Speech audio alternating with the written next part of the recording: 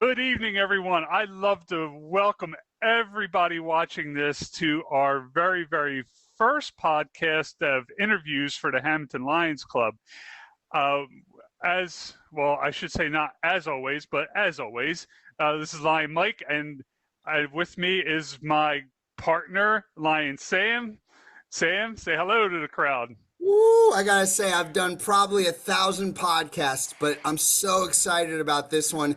I'm feeling a little nervous today, Mike.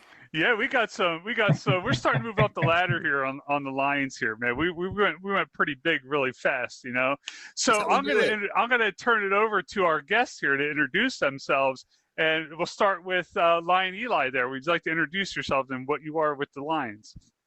Sure. Thank you, and thanks everyone. Good afternoon or good evening, depending on where you are. I am Eli Mateo, and currently I am the district governor for District 16L here in New Jersey. I've been a Lion for a number of years, and I started my career back in Wilmington, Delaware, back in the 80s. So figure how long that's been.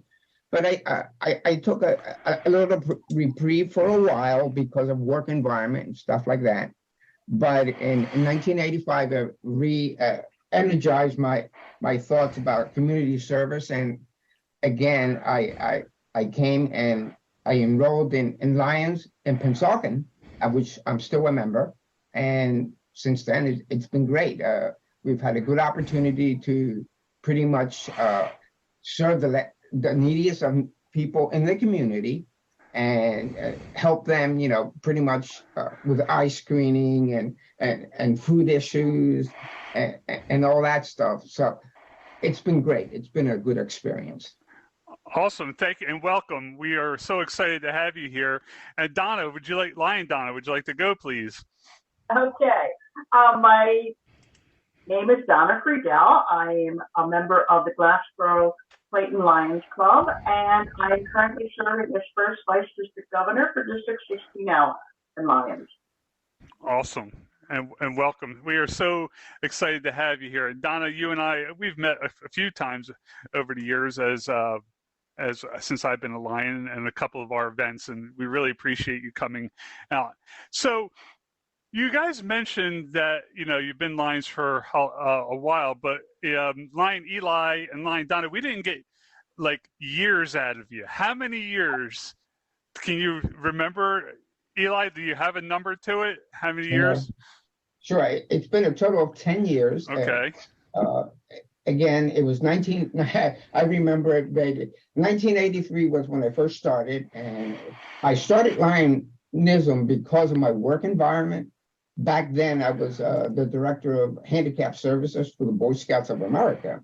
And one of the requirements for the Boy Scouts at that time was to enroll yourself into a community service organization. So I chose the Lions Club. And after that, everything else is pretty much history.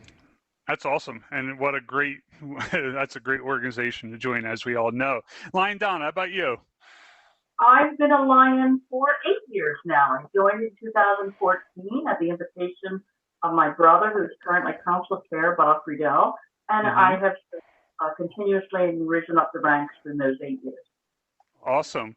So, Donna, what attracted you? Because we heard from Lion Eli what attracted you to be a Lion. Donna, what attracted you to becoming a Lion? I was raised with the dedication to service. Both my parents were very active in volunteerism and service. My mom was particularly active in the church, and I followed her lead there, the Episcopal Church. And my dad was a Lion for many years. So I was very happy to follow my dad into Lionism when it became there were more women joining Lions. When he was first active, it was not all that common. And I was waiting basically to be invited. But it was one more way to serve and to help the community. And that is something that I believe in very deeply.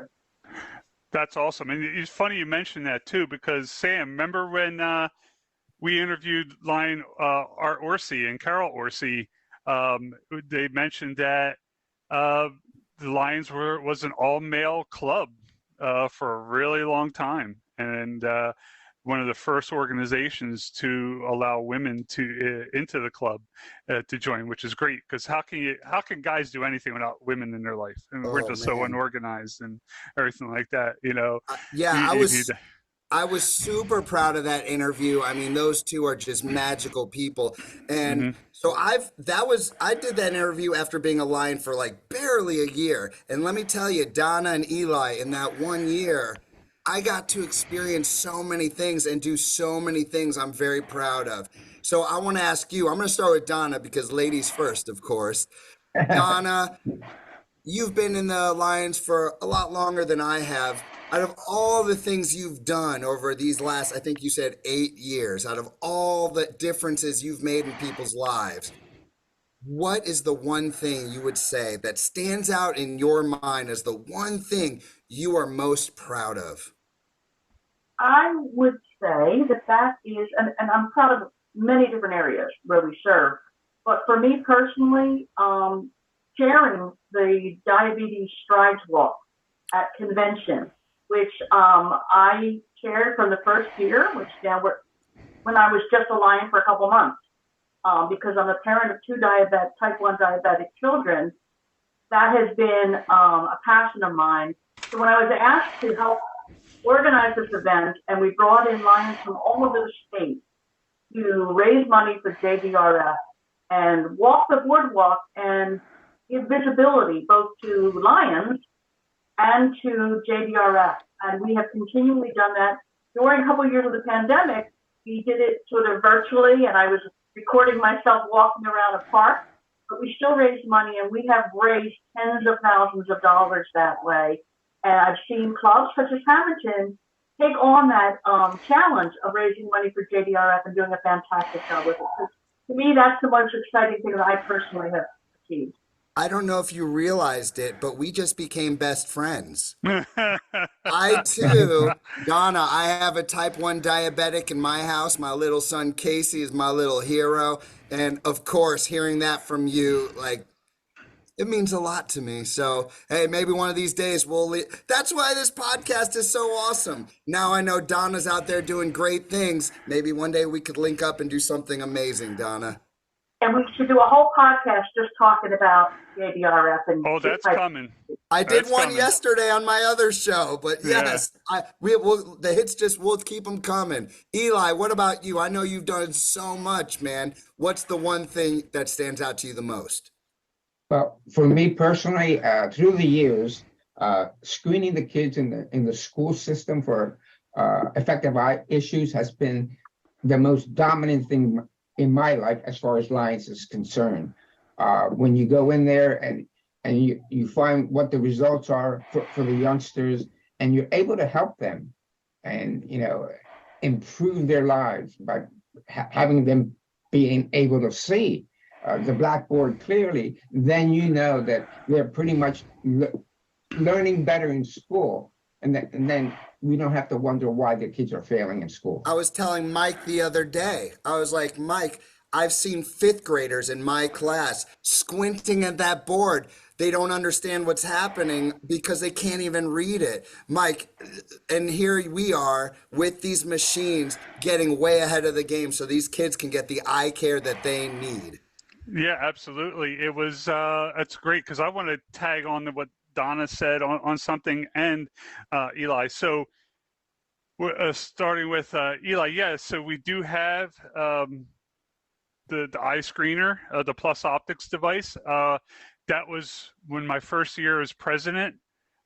They were talking about the struggle of getting their hands on one and for eye screening and all that. And I forget how much money it was at the time, but I talked to a lot of people that I have network connections with, corporate wise and all, and even personal. We raised the money for the Lions Club to purchase a Plus Optics device. Actually, we just renewed the warranty for it, I think for 2 years on it as well. And we just trained a few more people on using the Plus Optics device as well. And it's so great for our club to own our own and to do it, because now it just opens up we've been doing schools and as many as we can do without waiting to borrow one. When's the next one in line? When can we do it? Let's just do it. And that's my personality. I'm just like, if there's an issue, there's got to be a solution to it. How can we make it happen? So that's great. And then Donna, when you're talking about JDRF, actually, we'll post a picture on this podcast because you were at our Spring Fest and all that, and I have a picture of you and I at that. Which I got to ask you now, what were your thoughts? Now, Sam and I have our own opinion of that Spring Fest. To me, it's just one complete blur. But I mean, what was your take on it? From it'd be great to know from someone, you know, as a fellow Lion, but more of an outsider who came in to attend the event. Like, what was your take on that event? I thought that event was an amazing success. And that's taking into account that the first year of any event, if you break even or you have an okay turnout, you feel good. But that event was so well attended, with the children and the adults all having a thrilling time, but also having the information available for, you know, from JDRF. The JDRF chapter sent representatives to offer materials so that people were able to both learn, but also have just a fun time. So I think as a Lions Club, that was like the best of type of event you can have, where you're both serving, but also having fun and making people see that being a Lion is a fun thing to do. So outstanding event. And I'm looking forward. I want the date for the next one so I can make sure I can block it off. It's coming at the end of March for sure. And thank you so much. And again, that's kudos to Lion Sam for letting us host it at his work and home, because that was awesome. But, you know, I was a nervous wreck. I don't know, maybe like a duck in the water kind of thing. But it didn't seem like as the event was getting closer, there weren't that many cars. And then, like I always said, it was like the end of Field of Dreams. Like all of a sudden, when it was getting closer, it's like all of a sudden there was cars just coming in, this line of cars nonstop for like 20 minutes straight, just filling in and raising $7,300 for JDRF in that little bit of time. And we had so many great volunteers that day and donations. It was awesome. So that, to me, out of all my years of being a Lion, I mean, we do a lot of good things and we've done a lot of good things, but that to me was just me sitting down with Sam at a podcast when the Orsies were there. I wanted to talk to Sam offline about it, and he said, just ask me now while we're doing the podcast. I did. He said, yeah, let's do it. And I'm like, okay, let's do it, you know. And it was like literally 3.5 months of planning. And then boom, there it was. But thank you so much. And hopefully, Eli, you come out to this one at the end of March, because it's going to be, we're going to tweak it. We're going to fix the things we need to fix. But I think it's going to be even better event for sure. Yeah. We'll be there. Eli, Awesome. I gotta say, like, it was at that moment, me and Mike and I standing there just looking at this car line, this never ending car line, where we just kind of, we did it. We did it. Yeah. And so at that moment, I kind of realized, wow, like this club, it means so much to me. And there's so many reasons. And so what I'm trying to get to is I want to know, like, being a Lion means a lot to me. What does being a Lion, obviously it means a lot to you guys, but if you could put it into words, what does being a Lion mean to you? For me personally, Lionism means helping the most neediest of persons within our community. Now, whether it be eye screening, they don't have enough food for the table, their homelessness, etc. But making that difference in the life of that individual, and then seeing the outcome, seeing how much they have progressed because of our support. And that means more than anything else to me. That's awesome. That's awesome. Donna, what about you? What does being a Lion mean to you? I agree with everything Eli said. I would add to that it's a worldwide effort.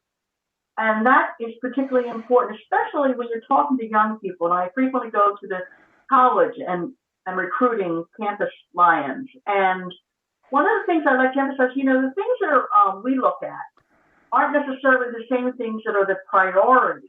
to a younger person. Like one of the core service areas for Lions is environment.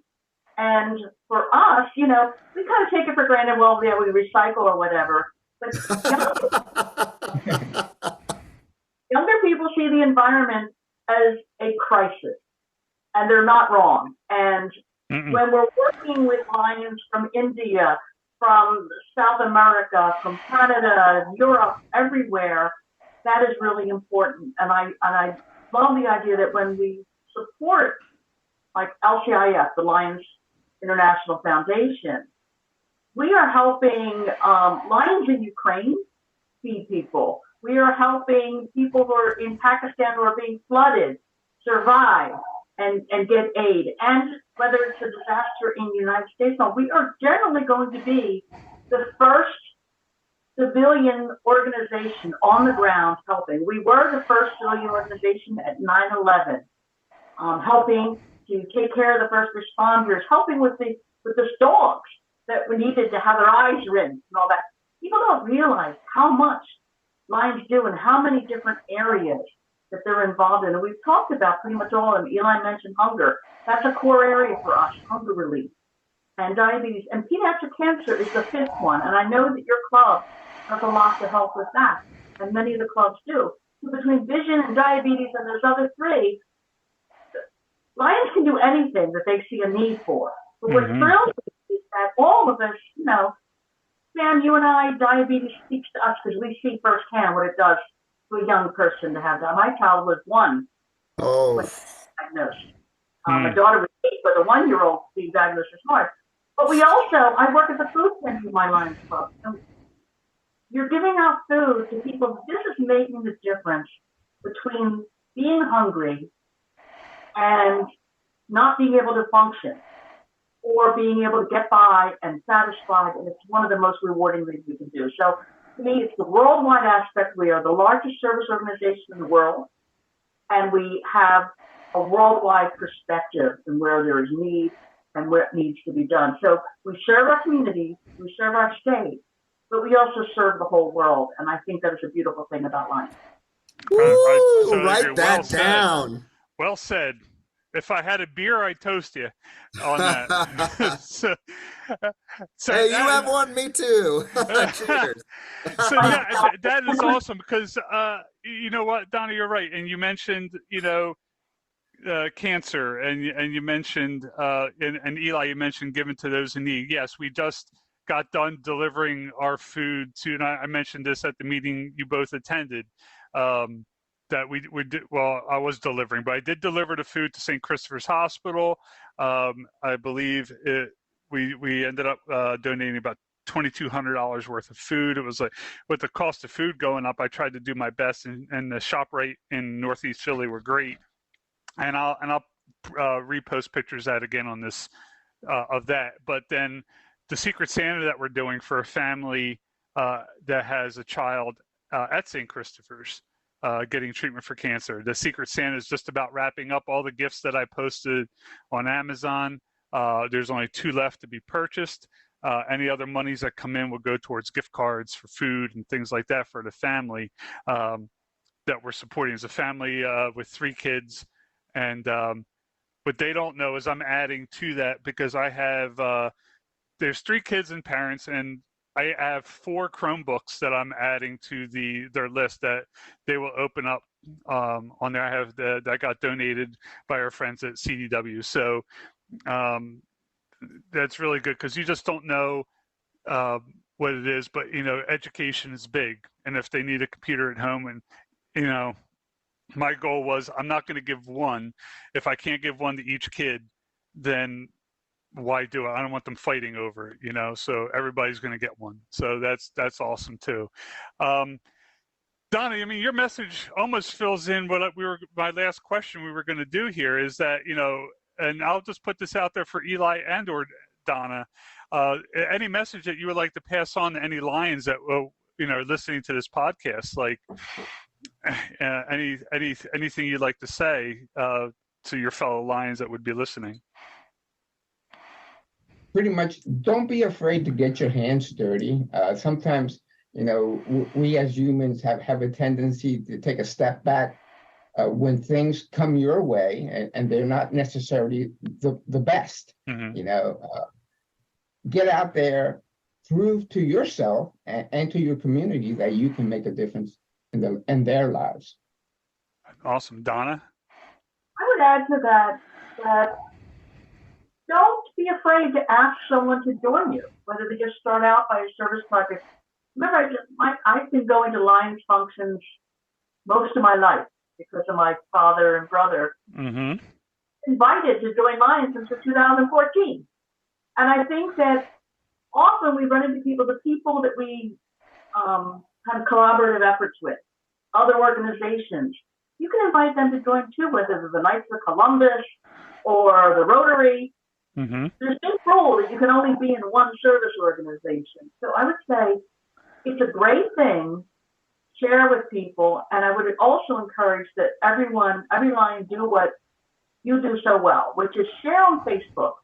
Everyone on Facebook knows Mike is a Lion. Most people should know that I'm a Lion based on what we post. Mm-hmm. And invite to get more involved if they'd like to. And that's how we continue to serve.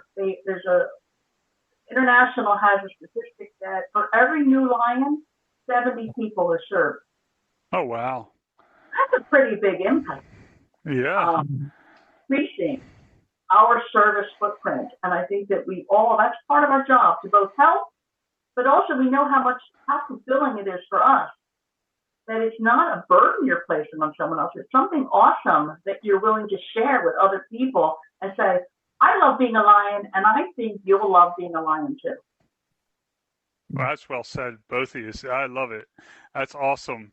I want to thank you. I am going to turn this over to Sam. He's going to have a little fun exercise here. Sam, take it away here to wrap this podcast. Donna, yes, it is awesome being a Lion, and you, my friend, are very awesome, and that's why I'm going to let you choose. But Eli, you're not off the hook, sir, because what I have in my hand are 4 different questions. Number 1, 2, 3, 4. Donna, I'm going to let you say the number card you want, and from there, I'm going to ask you a question in which you two are going to have to answer. So be afraid. Be very afraid. Donna, 1, 2, 3, or 4? 3. We're going 3. Oh, you know what they say, that the music you listen to in high school, you're going to listen to that for the rest of your life. I know that's true with me, and I'm wondering if it's true with you too, because this question says, what is your favorite song / musical artist from your high school years? Donna, if you've got an answer, of course, we go with ladies first. Who did you listen to in high school, and was there a song that sticks out to you as being number 1? Okay, this is really easy because I had old person taste in high school. So Neil Diamond was my go-to guy in high school. And I'll tell you, when I want to get moving a little quicker, it's Alexa, play Sweet Caroline. And I was just going to sing it. Yeah, that's cool. I don't think there's a better song than Sweet Caroline, but I love his whole thing, Solitary Man, and everything he does. Not too many universally loved songs, but I believe Sweet Caroline might be one of them. Yeah, and he did that song too, Coming to America, right? Yes. Yep, I love that song too. Eli, what did you listen to in high school, my man? Well, since I play currently music, and I do play guitar, some of my music goes back to John Denver, Neil Diamond, Louis Armstrong, and so many others. Cats, I just love the sound, the sound of music, and it's great. But those songs resonate with me because at one point in time, I used to know John Denver. Oh wow! A friend of mine used to pretty much take care of his kids when he used to come to the East Coast. So this is when I was in Delaware, but his music has resonated with me over the years. So I enjoy playing his music as well. Rock and roll, rock and roll. That is awesome. Sam, great questions. I really appreciate that. Sam, real quick, what's the answer on yours on that one? You know, I gotta go with the band that changed my life, whether people say they sold out or this or that, but I wouldn't be the same today if it weren't for Green Day. Yeah. Awesome. Awesome. What That's about you, awesome. man? Anyone who knows me would know I am a Van Halen fan through and Oh, through.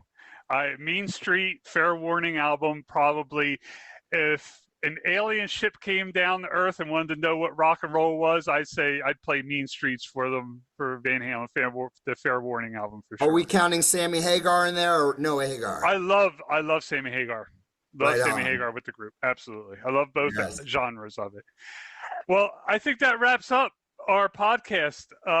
Lion Eli, Lion Donna, thank you so much for taking time out of your busy schedules. Really appreciate it. What a huge success this podcast was. I really look forward to it getting views and getting kicked around the internet. And it's awesome. And I will let you guys know when it's up. Lion Sam, as always, it's a pleasure working with you, man. I'm looking forward to so many more of these and all that.